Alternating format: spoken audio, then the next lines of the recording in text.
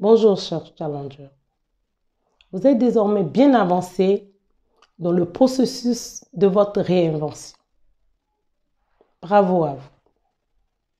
Aujourd'hui, nous allons aborder un sujet tout aussi important. Comment définir celui qui est le client final de notre offre ou de notre service? Comment définir son client idéal?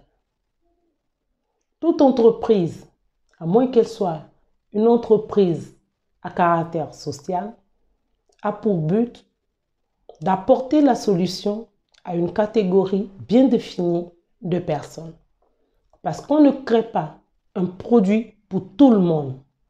Il est impossible de satisfaire à la fois toutes les couches et toutes les catégories sociales.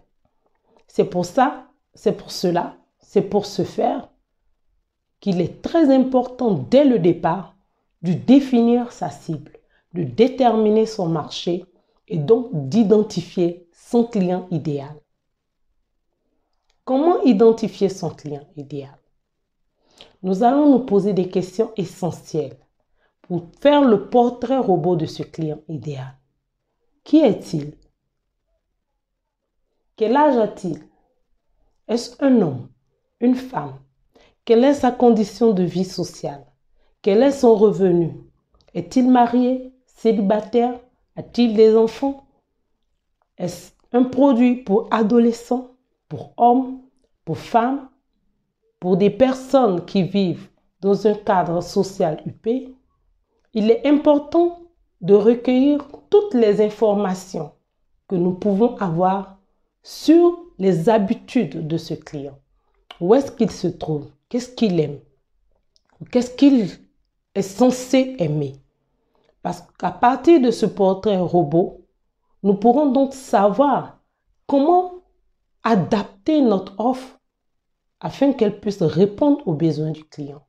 Parce qu'une entreprise, une activité, un produit, un service qui cartonne est un service qui est d'abord et avant tout la réponse à un besoin bien déterminé. Il faut s'enlever à l'idée que nous pouvons faire un produit qui puisse plaire à tout le monde. Un produit qui puisse être à la portée de tout le monde. Il faut bien définir sa cible. Il faut savoir que, par exemple, si nous voulons faire un produit de luxe, nous serons bien évidemment avec une population très restreinte. Il est donc important de commencer par savoir qui peut acheter notre offre, qui peut acheter notre service avant même de créer cette offre de façon claire et précise, avant même de lancer notre business. Ce qui pourrait nous faciliter la recherche de clients potentiels. Nous allons donc, pour nous résumer, nous dire qu'il nous faudrait donc connaître la situation géographique de la personne, le sexe, le genre plutôt, l'âge, la condition sociale, le niveau de vie, la situation professionnelle, le pouvoir d'achat. Parce que si, par exemple, vous voulez vendre des voitures de luxe, vous n'allez pas aller les proposer à des gens qui vivent dans un quartier précaire. Vous n'allez pas les proposer à des gens qui ne savent même pas conduire un véhicule. Donc, il est important de rassembler toutes les informations que l'on peut avoir sur les goûts, sur les habitudes du client. Et à partir de ces informations, tracer le portrait robot du client idéal pour l'offre qu'on voudrait faire.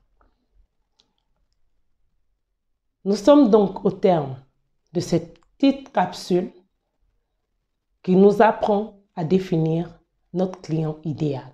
Il est essentiel de l'avoir bien en tête, de savoir qui il est avant de créer, de concevoir son produit. À tantôt!